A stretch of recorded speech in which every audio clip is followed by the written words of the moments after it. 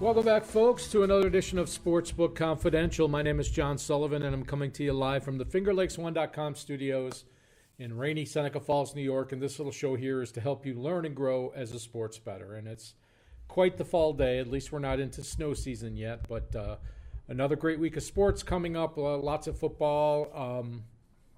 We have hockey in full swing. We have college and pro basketball in full swing. Playoffs in the CFL coming up. And it's, bowl season is upon us very soon. So good time to be a sports fan, that's for sure. So today we're going to do a little stats lesson in basketball stats. We're going to talk about the most important one, I think, is going to be adjusted net rating. And we're going to talk about some basic basketball stats and then what I like to call fancy stats, which are, they call them advanced stats, but they're not advanced. They're not hard to understand. They're not hard to understand. They're just called advanced stats because they're more in depth. So we'll get into that and use that to handicap a basketball game for tonight. And before we do any of that, let's do what we always do and update our bankroll. And we had a starting bankroll of $236 last week. Had Michigan State against Purdue, -3. That was a loss. Sparty lost on the road. Gave up 40 points. -1 to the count as the closing line was 2.5. It was their defense that lost that game. It wasn't their offense. Titans +7 against the Rams. That was a win. They won outright. +$8 to the bankroll. Closing line was 7, so that's 0 to our count. And then on Monday night, we had the Steelers -6, which was a loss when they fumbled that kickoff return that allowed the Bears to get back in the game. They ended up winning the game, but they didn't cover. -$8 to the bankroll, +1 because the closing line was 7. So we beat that by 1 point. And then we had the Indiana Pacers last Friday night, +4.5, and that was a win. They lost by 4, as they say. Good teams win, but great teams cover. And that is +$7 to the bankroll. So if you do the math, it's a grand total change of $1 on the week. So our new bankroll is $235. Our bet size, dividing by 30, as we always do, to try to be a selective sports bettor, makes us $8 per bet this week. And our count remains unchanged at 12. So we haven't made much progress on the count in the last 2 weeks, but we are, for the season, finding more value than not in beating the closing line. So let's get into some basketball, and let's talk some basketball stats. And here's a little introduction into hoops stats. These are pretty straightforward. PPG is points per game. And that's obviously the amount of points you score per game. If you play 10 games, you take the total points scored, divide it by 10. That's your points per game. And then PPGA, points per game allowed, obviously the same concept, but instead of the points you scored, it's the points you allowed the other team to score against you. So net scoring is points scored minus points allowed. Now you can do that as a season total. You can do it on a per-game basis. You can, obviously in a single game, that's the margin of victory or the margin of the loss, depending if the number's positive or negative. And then the last basic stat that I like that gets talked about a lot, it's important to this lesson, is pace. And a higher number of pace means you play more up-tempo basketball, and a lower pace number means you play more of a slower, deliberate half-court style of game. And pace equals the average numbers of possessions per game. So you, over the course of a season, your basketball team may play some very up-tempo teams, and you have a run-and-gun game, and then you may play a team that's very deliberate and uses the shot clock and tries to slow the game down. And so in those slower games, you'll have fewer possessions. In those run-and-gun games, you'll have more possessions. But the idea being your pace is the average number of possessions per game, which kind of dictates which style your team tries to play. So But that number is important. We need it to help us handicap. So we're going to put that in our back pocket. So let's get a little introduction into fancy stats or advanced stats. And again, these are just more in depth, but they're not that much more complicated than what we just covered. So O rating is offensive rating, and that equals points scored per 100 possessions. So instead of points per game, offensive rating is points per 100 possessions. And that is a number. If you divided it by 100, it would be points per possession. So in the basketball world, they like to put it per 100 possessions. It's just an easier metric for them to figure out. D rating is defensive rating, and that's points allowed per 100 possessions. And again, if you divided that number by 100, you would have points allowed per possession. But once again, we keep it on the basis of 1 per 100 possessions. So then we get to net rating. And net rating is just simply offensive rating minus defensive rating. And that's the scoring margin per 100 possessions, your net scoring per 100 possessions. So if your net rating is 5, that means per 100 possessions, you're outscoring your opponents by 5 points. If your net rating is minus 12, that means per 100 possessions, your team is giving up 12 more points than you're scoring. So that is quickly how you can see, based on just plain stats, how quickly one team might be more stronger than the other. But we're going to add another layer into that. And we're going to talk adjusted rating. So adjusted rating means adjusting these ratings based on strength of schedule. So if you played a bunch of really top-ranked teams and your net rating is 5, your adjusted net rating might be 8 because you're getting extra points added on to the adjusted rating because of the quality of the competition you played. And conversely, if you play Sister Mary of the Poor and other cupcake schools, and your adjusted rating is 0 or your adjusted rating is 5, I'm sorry, your net rating is 5, then your adjusted rating might be 0 because it will deduct points based upon the weakness of your opponent. So adjusted rating is your rating adjusted against strength of schedule. So once again, tougher schedule, net rating goes up. An easy schedule, net rating gets adjusted down. So let's put this into practice. And that may sound a little convoluted, but this is really a pretty simple way to quickly handicap a game. And you can use this for both college or pro basketball. And I find it a quick way to compare the relative strength of two teams. You have to remember this doesn't count if players are out or players are suspended or if the game's on a neutral court or home court. But on a piece of paper, you can say this team should be X amount of points favored over this team. And this is a way to do that quickly and give you an idea of which bet you might want to make. So tonight we have the Pistons at the Cavaliers. Cavaliers are minus 4.5. I think that's moved to minus 5 now. So the Detroit net rating adjusted for strength of schedule is minus 9.95, which means their average game, they're giving up about 10 points more than they score. And the Cleveland net rating per game adjusted for strength of schedule is 1.72. So they're scoring about 1.72 more than their opponents every game based on strength of schedule. So if you do the math, Cleveland is favored by 11.67 points per 100 possessions. So should the line be 11.67? No.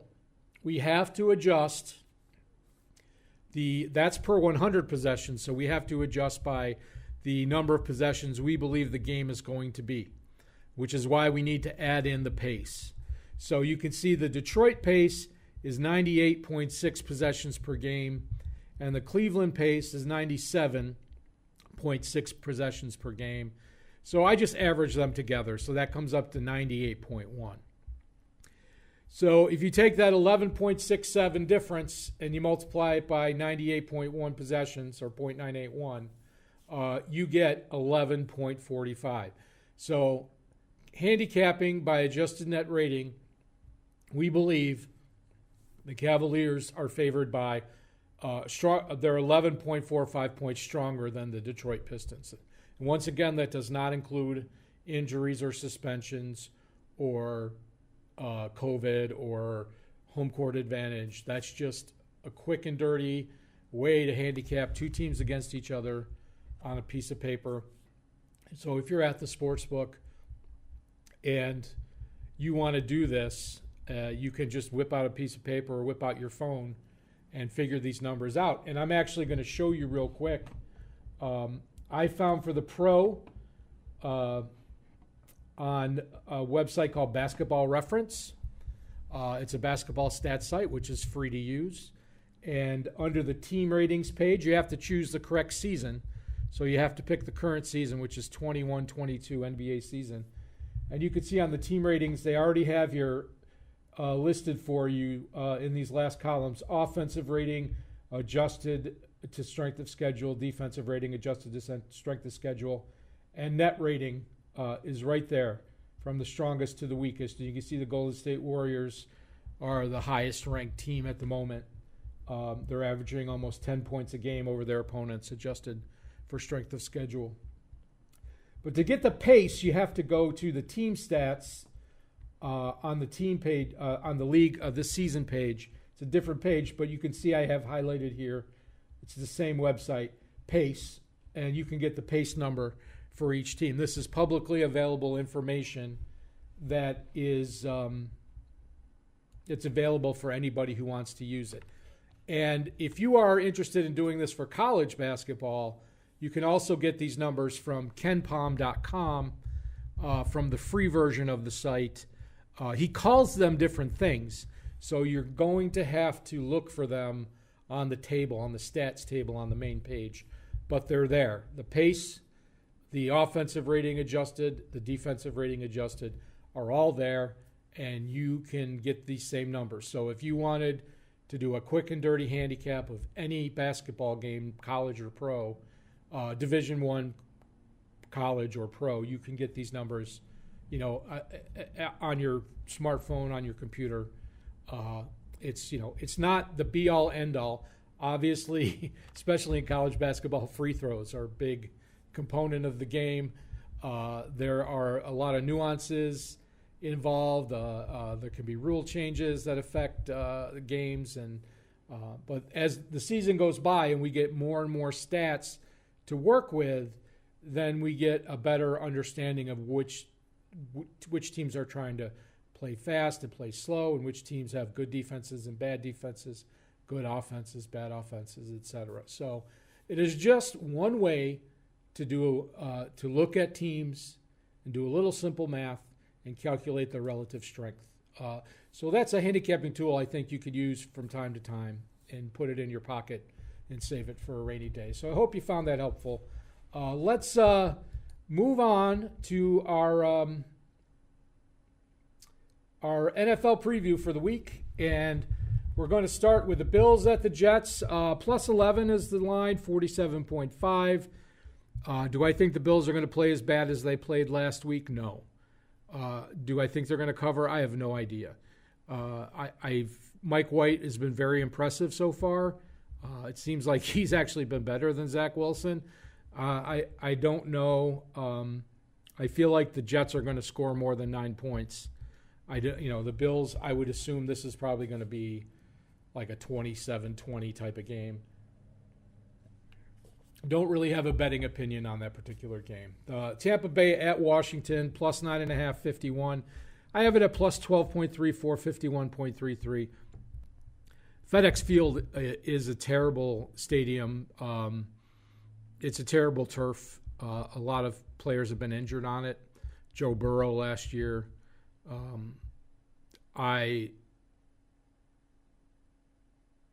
If Tampa Bay for some reason lost Tom Brady, they're a different team. They're a completely different team.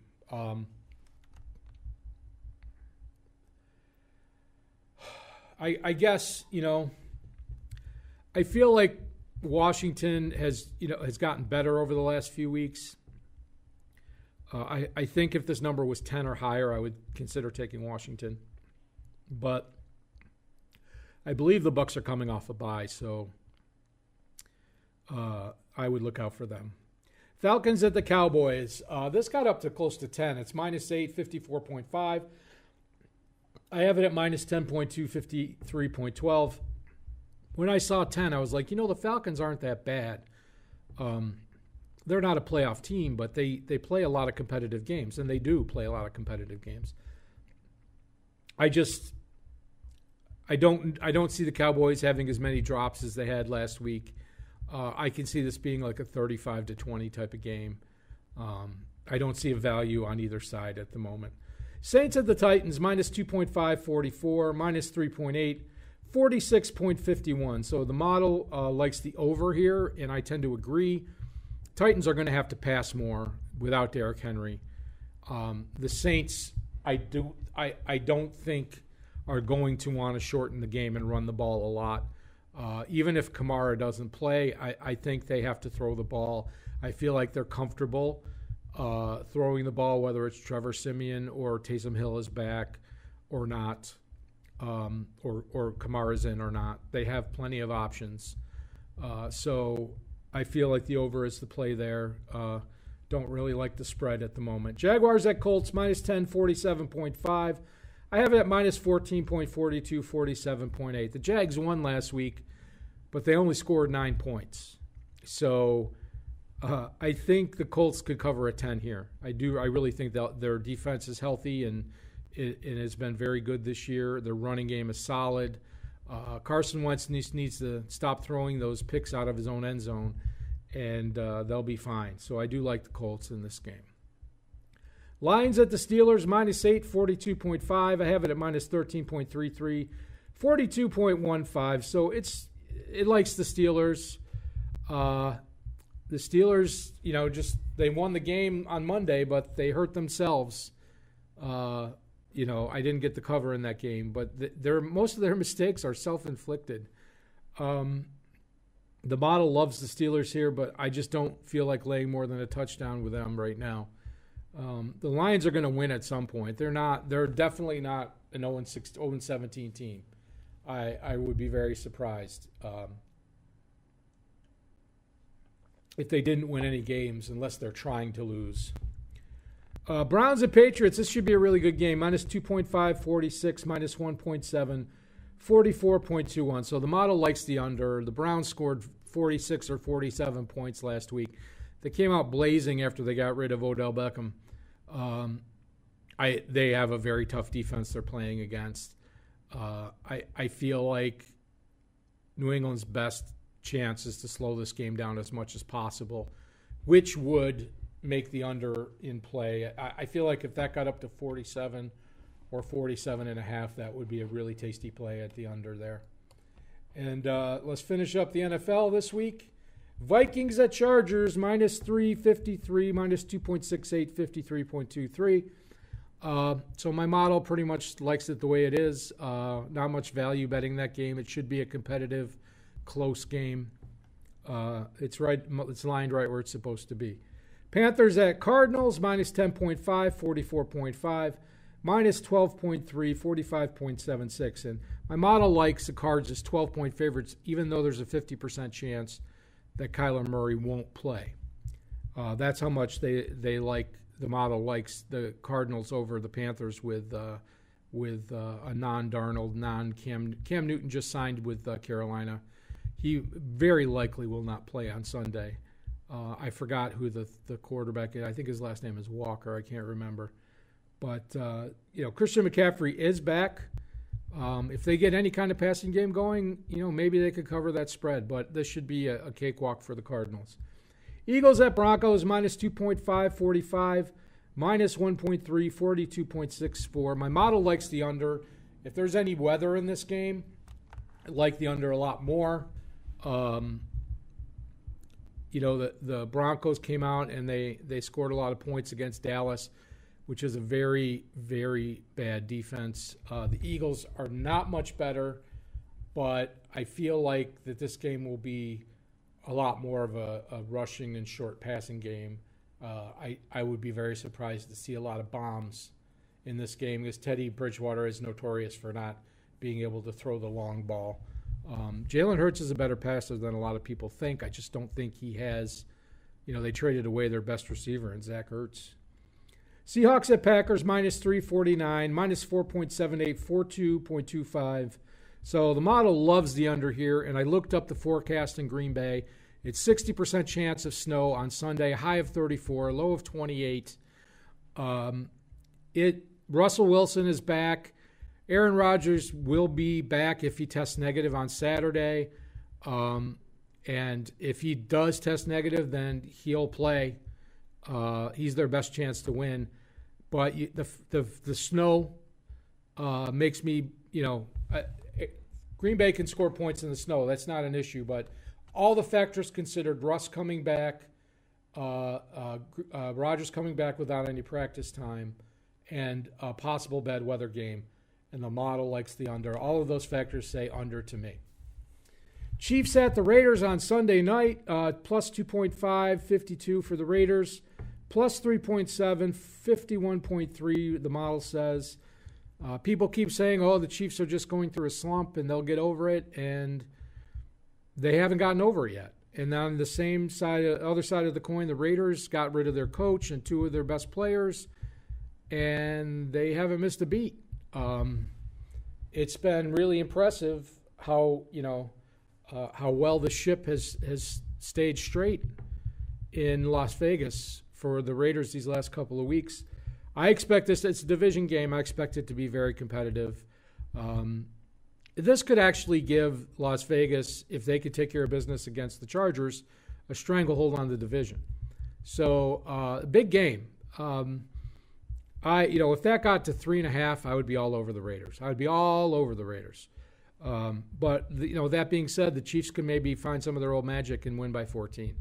So they've been so inconsistent for so long. You can't expect them to just snap out of it with 0 turnovers. They got, Green Bay's defense is legit, but they only got 14 points against a backup quarterback. And then finally on Monday night, we got the Rams and the 49ers, plus 3.5, 49, plus 3.12, 48.39. So it's pretty much right there.